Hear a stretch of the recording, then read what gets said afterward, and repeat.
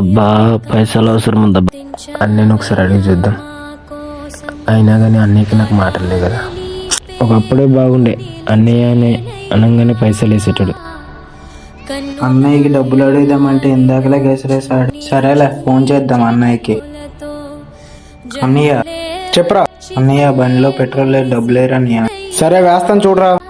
అరే ఇంట్లో ఫంక్షన్ ఉంది కదా, తమ్ముడికి నాకు మాటలు లేవు, పిలిస్తే వస్తాడో లేదరా.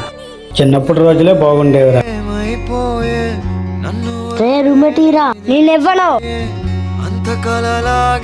రే వెళ్ళిపోరా నువ్వు, నీతో మాట అన్ను. నా దగ్గర డబ్బులు ఉన్నాయి, తమ్ముడు పిలుద్దామా? రే తమ్ముడు రారా.